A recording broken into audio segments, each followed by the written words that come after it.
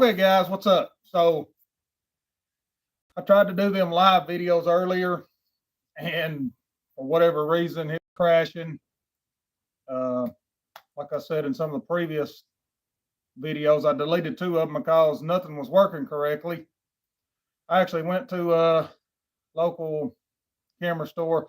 I got me a new phone, which I got rid of this old one. You can see how old this one is. It's actually a Samsung.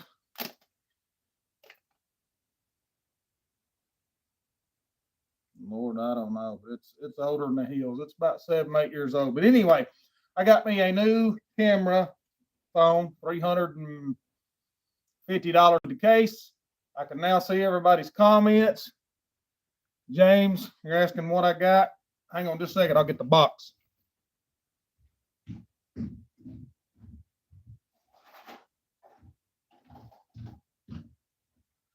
So I bought a Samsung Android 11.0. It's a Galaxy A32 5G. So I actually called local phone company too, and I asked them about my previous phone, which is this POS right here. Cool. What's up, Jerry? So I got rid of this thing, which is 7, 8 years old. Old square body battery in it. Got me a new phone, and this is, like I said, this is what I got. Samsung Galaxy. So far, I like it. It's a pretty good size, twice the size of this one. And it is working good. I also got a microphone that connects to it. Get a little more sophisticated. Got me a stand and got my GoPro mount mounted on the back of Mr. Nasty. I need to go get some gas for it. So what I was trying to get through with all the rest of the conversation last time, I had to delete the 2 videos. I called the actual phone company and asked them about my previous phone. I said, how come this one is no longer working correctly? So about 2 weeks ago, my wife shows me something on Facebook or the internet that says if you got an older phone like this, they are going to start slowing them down because they're turning up 5G. And I kid you not, as soon as she started reading that, the next day it seems like my freaking phone quit working correctly. It was so freaking annoying. And ever since that day for 2 weeks, I've been fighting this phone trying to get it fixed. Nothing works right. Facebook, Messenger, YouTube Studio, nothing works right. So how does the picture and everything look on this one? Somebody give me a comment. Alex, enough talking, more Banshee. Well, I would give you some more Banshee, but it's raining. It's probably 25 degrees here. I don't ride that thing during the darn winter like this. Like I was saying in another video, there's no air box on it. You can't ride it in the rain. It's got straight filters hooked to the carburetors. I still got to go get some gas. The last video that I deleted, I'll just recap it some. The gas now is $80-something for 5 gallons. The oil's $14. And where I buy the gas is 220 miles. The other gas stations where I've been buying the gas here locally are a bunch of POSs. That just sums it up. If you go back on the community on my YouTube there, more King Quad videos. Yeah, I know you just want some more videos, but where I got the gas before, it had water in it. That supplier bought 30,000 gallons of fuel per month. He was supplying all the local ATV shops. One of the local ATV shops is, hang on, it's good. Quality is a little low, maybe on my end. So that local ATV shop quit selling fuel because of me. And another guy that had a $5,000 motor on a fast racing Banshee. So to get gas for that thing is kind of ridiculous right now. The last community thing on my page there, I put a PayPal up if anybody wanted to donate for some money. Then I kind of got a little bashed over it. Okay, donation means that's if you want to give some. I did not ask for anybody to give me anything. It's no different than a Patreon account where people send you money to help support the channel. I've asked about a Patreon account before on my community. People's like, yes, I'll support you, make one. No different than having a PayPal and somebody sending money to buy the gas for. You do not have to send me money to buy gas for Mr. Nasty. It was just a question. I actually had a couple people say, I'm going to unsubscribe because you're begging. I am not begging nobody. I want to address that real quick. Like, I don't beg nobody for nothing.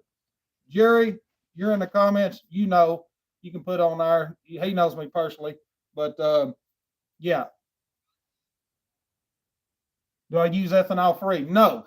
So we'll pretty much just make this a Q&A, question and answers, because I haven't had a good phone to do a live video. So whatever y'all want to ask it. I do not use ethanol-free gas in nothing I have. That includes Banshee, which it's 110 octane, my King Quad, 300EX. Any four I've ever had, I run 10% ethanol. I've never had a failure due to ethanol gasoline. The problem with ethanol gasoline is when people let it set for a year on end, it gums up. But guess what? So does 100% gasoline. I've seen just as many carbs messed up from real gas as opposed to 10% gasoline. My lawnmower, for example, I can let it set all winter, pull the bow off, and it looks like a silver spoon. You have to crank your stuff every once or twice a week, let it heat up to operating temp, turn it off. That's how you keep it from doing that. Let me spit here. I had a guy ask me one day what I did. Got it here somewhere, but anyway, it's kayak straights. Simple, cheap, $1.62 a can. Pretty good. Well, there's 10 people on here, so y'all got some questions, answer them. I'm kind of curious just to see how this new camera phone does and the microphone. Can you hear me? Can you hear me pretty good? Seems like the microphone's working well. My Raptor 700 scared of your Banshee. Well, it ain't really got to do nothing with that. I mean, it's all fun and games, man. I like riding four. How often would you recommend changing front and rear diff fluids on a King Quad brand new? So the service manual on a King Quad recommends, I believe it is, for you to change it the first 500 to 600 miles. The mic is good. Appreciate the comment. Now on my 750, I changed it around 800. Now I will tell you this, the last video I posted was changing the differential fluids on the King Quad. I let them go to 1,600 miles, and that was over. The fluid was still gold when it come out. The service manual kind of just gives you a base ballpark. What I would do is just pull the lid off and check the differentials, and if the fluid's still gold, run it. I wouldn't hurt to run them every 1,200 miles and change them. Let me find these. There was another question there.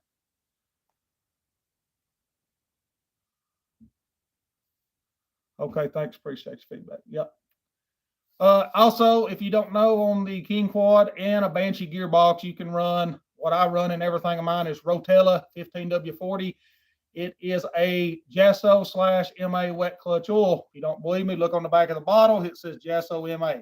You can buy it at Wally World for $12 to $13 for 5 gallons. That's what's in my King Quad 750, 300EX, King Quad 500 when I had it. Whole lot simpler than buying anything else. I'll tell you something else. Would you consider a Renegade 1000 for this channel? Yeah, I would. There's certain things I don't like about Can-Am. Mainly, if they haven't changed it in a while, is the Visco lock front differential. I do not like it. I think it's just gay. That's just an honest opinion. The Visco lock, I've seen them to where they will actually spin revolution after revolution with the tire on the front that's off the ground, and it slams the power to this differential. What that does is when you're on a hill, it jerks the foiler out of the trail.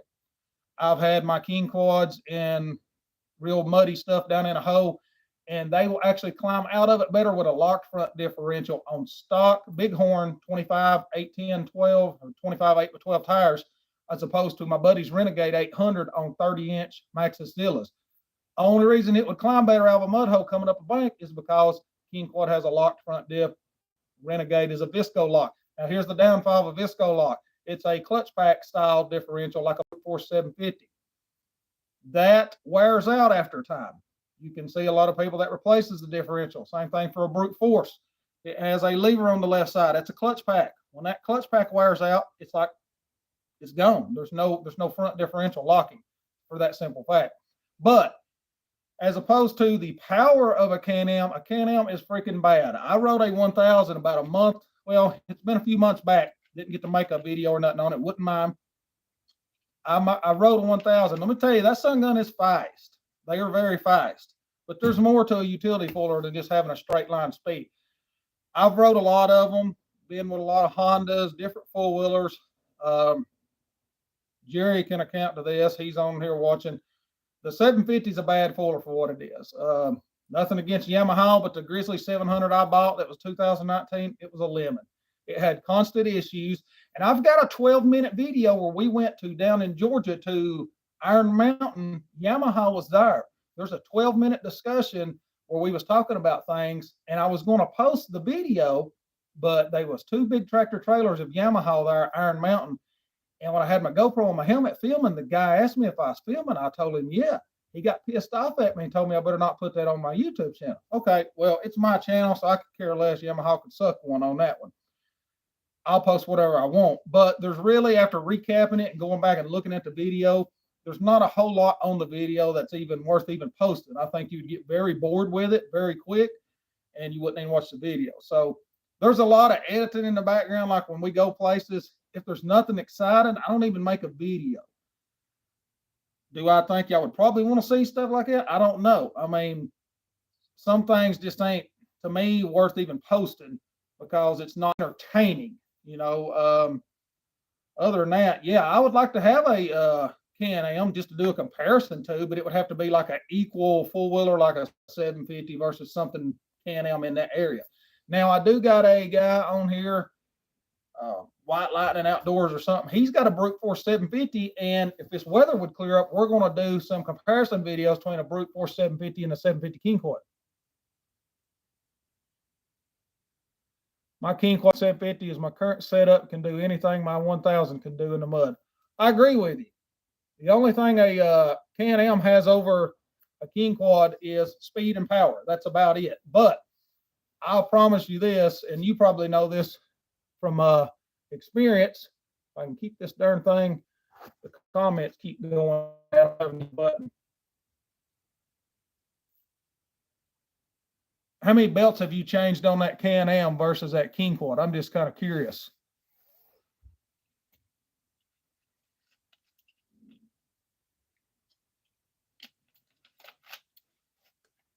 I don't know if the comments are lacking or can't hardly say your name. Rubus Scoob, is that how you say it? I may have said that wrong. I don't know. But yeah, I'm kind of digging the new camera setup stuff. So it seems like it's going to work pretty good. The mic seems really good too. I don't know how long the battery will stay charged on it, but it's up right now. The Banshee, I have a 2000 Arctic Cat 1004, 2009. So how do you like that Arctic Cat now? Is that what they call the Thundercat?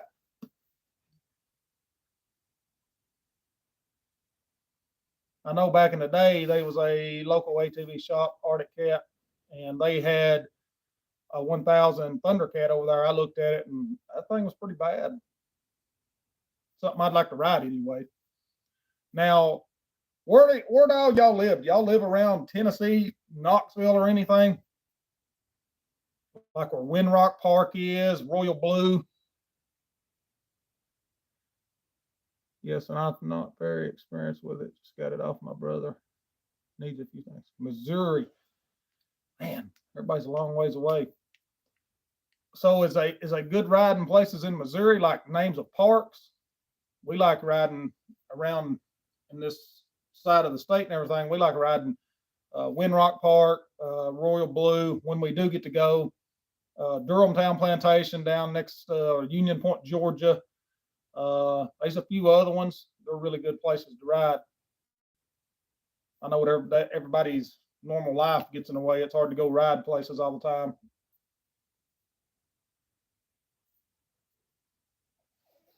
Pennsylvania. 0 belt changes. My clutch is custom. Well, that's good. I know the CVT on the Can-Ams, Kawasaki's, and Polaris's are kind of different from the Suzuki's and the Yamahas. They're not as good, but they do get the job done. Jerry. I live in southeast Missouri and can ride gravel and black or old tops. We get power lines too. Well, that's cool. We actually got some local trails here that we ride. And yeah, Durhamtown's still closed. I did see where they posted on Facebook, and they have the pro shop open. Now, if y'all don't know why Durhamtown got closed, I'll give you a quick recap on it. You can look up Durhamtown Plantation on YouTube. You can actually look it up under some of my videos where I took the Banshee down there last summer. Durhamtown got closed because they got sued a few times.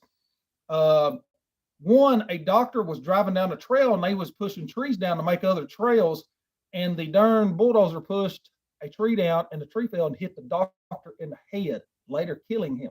That was a few years back. They got sued over that. They recently got sued because they was riding on the track, Coupe 3 mod, 16-gram rollers. That's a good setup for that four-wheeler.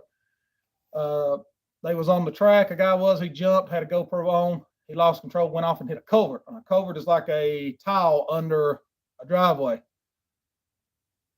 And as the paramedics came, it kind of severed his leg. The owners and other people was pulling hay bales and stuff, tires, acting like it was closed off. Okay, so they went to court over it, got sued, and lost $14 million lawsuit over that garbage. Now, here's my take on that. If you sign a waiver and you wreck on somebody's property, that's your own stupidity. Should you sue somebody? No. Not if you signed a waiver. But here's where Durhamtown messed up. They could not produce the waiver during the court session. And they got called, I reckon, lying under oath from all the newspaper clippings I read.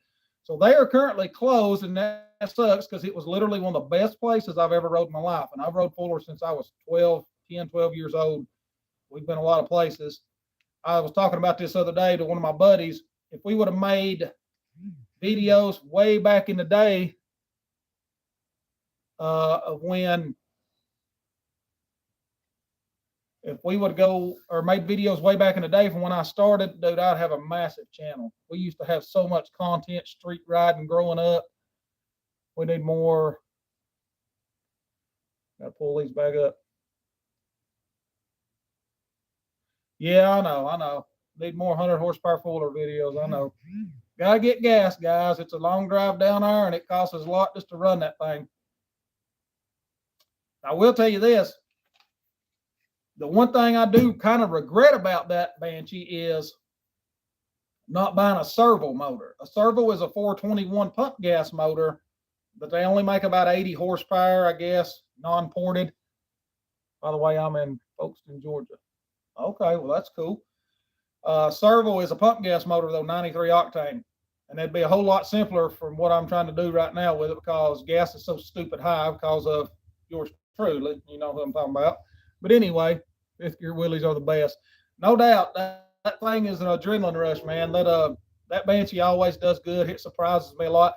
I'll tell you something in the back history of all the videos. Something you don't ever see is when I ride that thing, it makes me kind of nervous. Not that I don't know how to control it. It's more along the lines of I don't know if it's going to blow apart every time I stick my thumb in it, hold it to the floor because it runs so hard, or it just literally makes me a little bit nervous, or it's a little mix of all of it. But I do control it pretty well. Knock on wood, I have not ever wrecked it. Don't plan on it, but there was a few things there that I didn't get to make a video up. Didn't have the GoPro on at the time. I had the brakes go out on that thing one time, and it was running so fast on the pavement. It accelerates so fast. If you go through the gears, stand into the brakes, slow down, go back through the gears, stand into the brakes, slow down, the brake fluid would boil in the reservoirs and overheat. The front brakes would go out and the rear brakes would go out. That four-wheeler now has YFZ 450 calipers on the front, which is dual piston over your single caliper Banshee piston or single piston calipers. It has a standard Banshee one on the back, but it has YFZ 450 pads, and I had to upgrade the fluid to, I think it's Motul 600 dot fluid, which has like I want to say 500 or 600 degree boiling point. That's the only thing that's kept that thing from overheating. What fuel oil ratio do you use in the Banshee? So I run maximum 927 K2. It's a full synthetic. I run at 32 to 1. Most people don't even know this, but stock Banshee's recommendation for oil mixture is 20 to 1. The reason being is that lubricates everything really well, causes long life of your engine when it's got a lot of oil. I'll tell you something else. Don't buy Maximum 927 in the gold bottle. I know it smells good, but you can call Maximum, which I have, and spoke to them about this because I caught the oil separating one day. I believe it's anything, and it says it on the bottle, anything below 35 degrees, the oil will separate and it will cause your engine to blow up. So if you are running that and it's cold weather like this, you need to shake the can really well. If you do pour it in a Banshee or any two-stroke bar as that goes, before you ride it, you need to lean the bike over or something, somehow to shake it back up and get the oil mixture going back in it. That's the reason I switched over to Maximum 927, but it's K2. It's a full synthetic. You can mix it with race gas, anything, and it being synthetic, it will not separate at all. That's per Maximum because I called them and asked them. I actually like doing these live videos. That's pretty good. I haven't done much of them, but haven't made any videos just because everything's going on in life. One of my buddies I ride with had the built Raptor, which you can go back to some of the previous videos, not built Raptor, built Grizzly, had the high compression piston, race gas and stuff. He actually blowed that one up, or take that back, not blew it up. We was at Windrock Park riding, and we was in a creek, and we seen oil floating down the creek. Come to find out, after putting it on the trailer and driving back through up next to Knoxville, Tennessee, the oil had dripped down on the floor of the trailer, and he got to look and took it apart, and the case had cracked where the base of the cylinder slides down onto the case. That thing's been in the process of being rebuilt for a while, and he hasn't got it all done yet. But as far as the fuel, 32 to 1 and Sunoco 110 octane only because it's a Cub motor. You can run VP, but I've tried VP and I've had a lot of bad luck with VP fuel. Could have just been the supplier that I was using. I know, like I spoke about earlier, the one supplier I had, he was actually had water in his gas. If you go back on the YouTube channel there and hit community and go look at the previous pictures that I posted, there's a Folgers coffee can lid about yay big around, about that deep in race gas and oil, and you can see it separating. Best oil for King Quad. Is EcoStar any good? Yeah, EcoStar or the factory Suzuki fluid's good, but here's my opinion on that. Anybody that makes their own oil for their ATVs, cars, is snake oil, simply because it meets the bare minimum of your requirements for the ATV. Therefore, at the end of the day, if your engine wears out faster, it makes that company money faster because you buy parts back from them. I do not run the factory Suzuki oil. I will tell y'all something that you don't know probably. 3 oil sample tests was sent off to Blackstone Laboratories. Blackstone Laboratories has no affiliation with any of these oil companies. They're their own independent oil company. Rotella 1540 or T6, Walmart Supertech oil, and Polaris factory filled oil. 3 oils. We sent in a sample. It come back. Do you know who can make custom parts, A-arms or King Quads? I haven't seen any. Anyways, back to the oil testing. Those 3 tests was sent in. Walmart Supertech oil has over 1,000 parts per million zinc. If you don't know what zinc is called ZDDP. It's what keeps your engine from wearing out. Take a guess on how much Polaris zinc was in their factory filled Polaris oil. I think it's 780 or 800 parts per million. Walmart Supertech oil had over 1,000, which is freaking awesome. That's more than most of your standard car oils for your ATV. And then you got Rotella 1540, which has 1,300 parts per million zinc. You don't get that in anybody's oil besides like Redline or anything. The more zinc, the better, because it keeps the engine from wearing. Rotella is still the cheapest, though. I've even called Rotella Shell Company and talked to them about it. They said, yes, it is a wet clutch oil. We just do not put it on the bottle because we do not brand it for an ATV oil, but you can run it in an ATV all day long. It's designed for a wet clutch. So the more zinc, the better your engine is as to wearing out. As far as the arched A-arms, I would get on Facebook and go to King Quad /400 /450, 500, 750. There's 2 King Quad forums. Mine My King Quad forum I have on Facebook has a picture of my King Quad with the CVT tuck apart on it. You can get on there and ask questions. There's probably some builders that build stuff like that. Add yourself to that forum if you're not already on it. I'm a moderator on one of them and pretty close internet friends with the other guy that runs the other one. Mine has, I think, roughly 2,000 or 3,000 members. His has about 6,000 because it was started way before mine. That forum's a few years old that's on Facebook that I run now. Y'all got any more questions? Let me check them here because they're falling down on the screen. Aftermarket parts for King Quads are slim pickings. You dang right they are. Besides the motor mounts, you know, I make the motor mounts for the King Quads. I'm in the process of making some new ones. I actually got some new ones made and I shipped a set off, and the guy was going to test them for me, and he just didn't like the texture of them, so he's sending them back. So I have a set of new King Quad motor mounts. That's a different mixture. I'm probably just about going to give away just so somebody can test them and give me some feedback on them, because I have all the other mounts in mine. No point in changing them when they're already good. You know what I mean?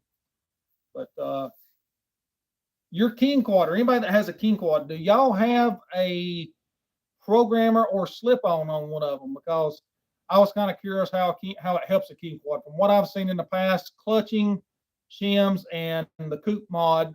If you don't know what your King Quads, you can get on eBay, type in Coop 45, COOP. That pulls up the shims for them. It comes in a variety pack of like 4 shims. You get 2 1mm, a 0.5, and a 0.3 or something other. You can stack them together, but keep in mind for each shim you put on a King Quad CVT, per 1mm shim will slow the top speed down 3 to 4 miles per hour. So my King Quad 750, if you own one, you know they'll run about 67 miles an hour at a quarter throttle. At least mine will, and it will bump the rev limiter on a quarter throttle. I'll look for yours. Yeah, go check it out. My King Quad will run 67 and hit the rev limiter at quarter throttle. If you floor it the rest of the way, the rev limiter is just harder. So nobody really runs 67 miles an hour. No, not yet. On a utility four-wheeler in the woods anywhere. So I have a 1mm shim stacked in mine. The 750, the 2020 model, comes with 20-gram rollers. I have took a drill bit, drilled through my rollers, 12 to 6 o'clock, weighed them on a gram machine. It has 18-gram rollers in it. Now mine will actually top out hitting the rev limiter at 60 miles an hour. If you hold it, it'll run about 62. I kind of like that. I kind of don't. But there again, you don't run 60 miles an hour in trails anyway. And what them shims do, and the lighter the rollers, they gear the overall CVT RPM range down, giving you a final gear ratio, so to speak, like you go from a 350 gear to a 410. You got more power from point A to rev limiter. But each 1mm shim will slow you down 3 to 4 miles per hour.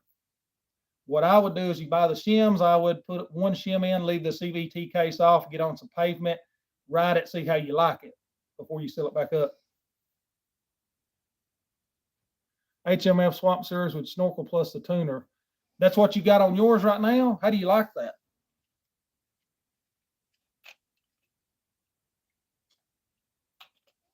Dang, we done been talking for almost 30 minutes. But yeah, I've got to get some guys. I'm going to rejet the Banshee. The only thing I don't like about a big motored Banshee is they're not so pronounced when you have a smaller motor as far as jetting. As you step up to a bigger engine on a Banshee, they crave fuel, and they'll let you know it real quick if they're leading. They'll cough and spit, and that's kind of dangerous on them. But I'll tell you something else you don't know, and this goes for any kind of Keyhine or Mikuni carb.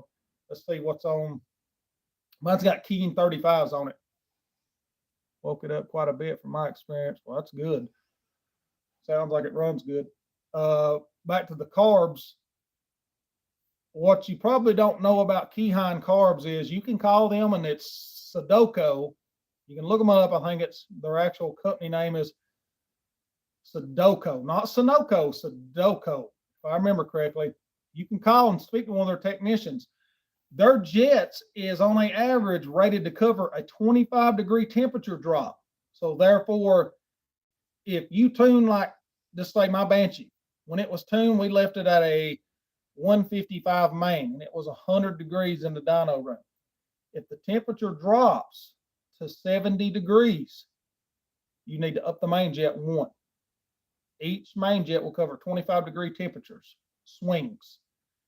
Now, back in the day when we was kids and you buy a stock Banshee and put pipes and stuff on it, you didn't worry about stuff like that because the motor don't crave so much fuel. It's not a big CC motor. Well, 300 something CC is pretty big, but it's just not as announced as it is as when you get up to like a Cub motor or a serval. Vice versa, temperature drop, temperature goes up 25 degrees to 125 degrees. Say you're in the desert, Arizona, you need to lean it out one main jet. So like right now, let's just say if it's 30 degrees, I would need to drop 3 main jets or 4. I did a whole series on my channel about the installation and such. I need to go check that out there and just look at it and see.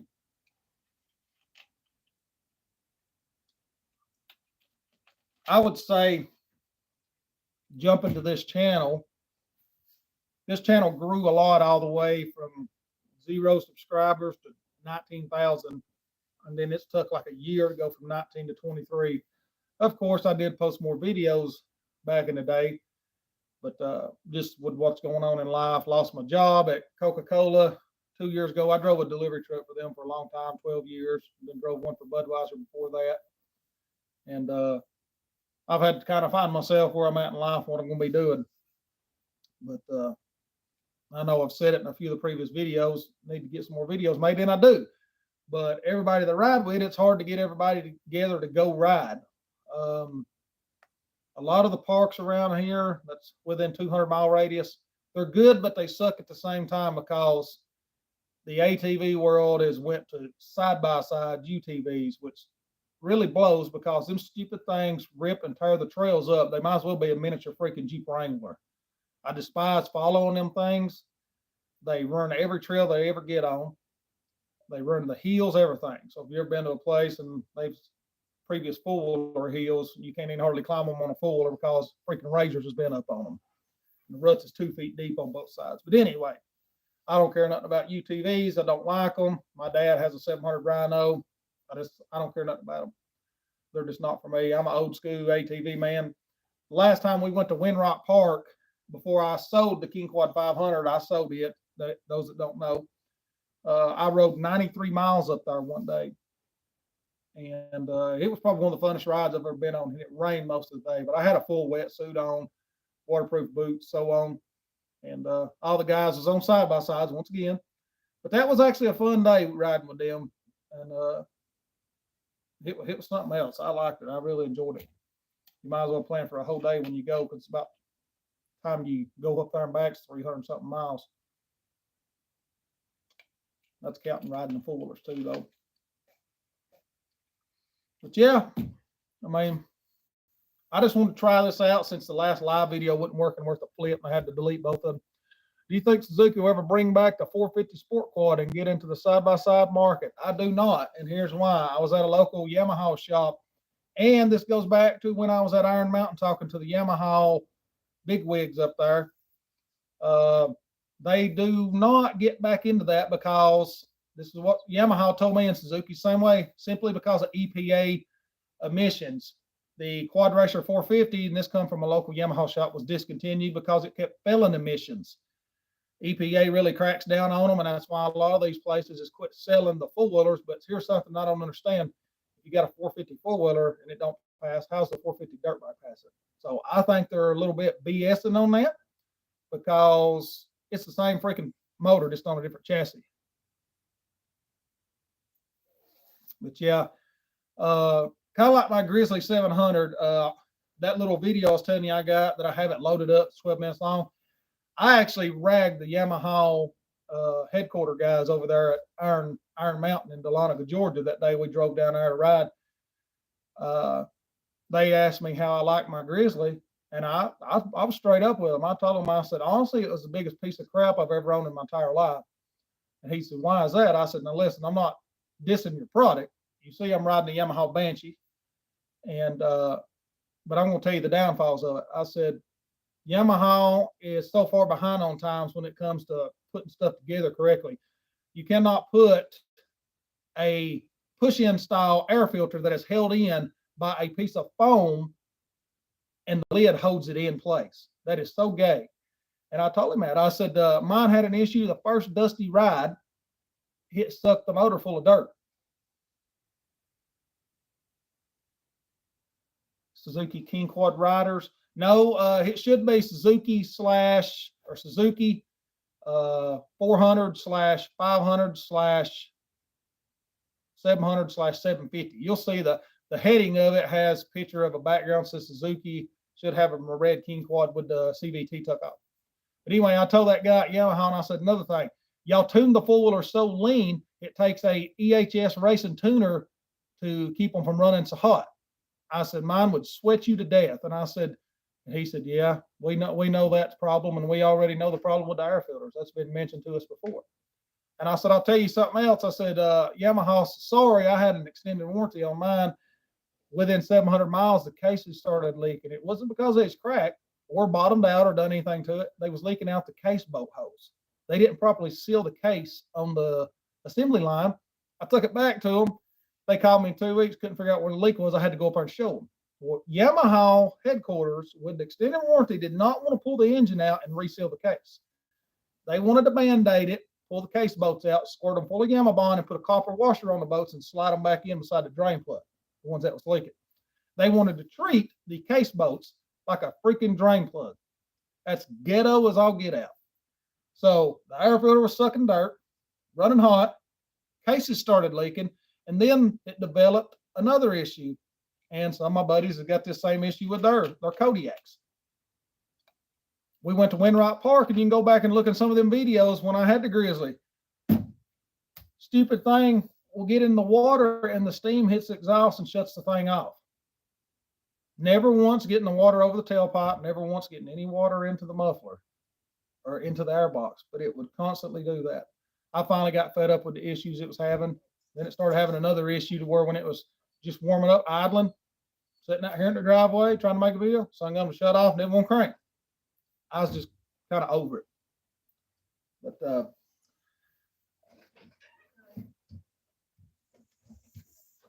But yeah, anyway, I wound up selling it just for that simple fact. It had too much stuff going on.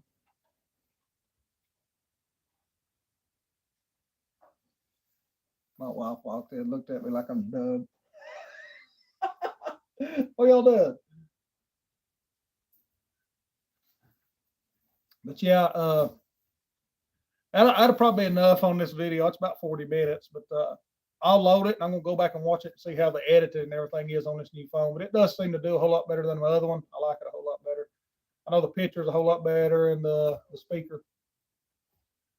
Thanks for the info. Didn't know about importance of fuel reshaking. Once the UTVs started appearing here in Ukraine.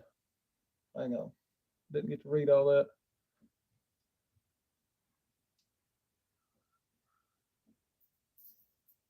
Yep. I hate a UTV. I don't like them at all. They ruin everything in the parks for four-wheelers and dirt bike riders, mainly the mud holes, hills, and stuff. But anyway, been a good little question and answer session just to see how this stuff works. How to sum it up, guys, I'll try to get some videos going. I need to find me some gas for that four-wheeler. Maybe I don't have to drive 220 miles to get it from the local supplier. But it's been fun.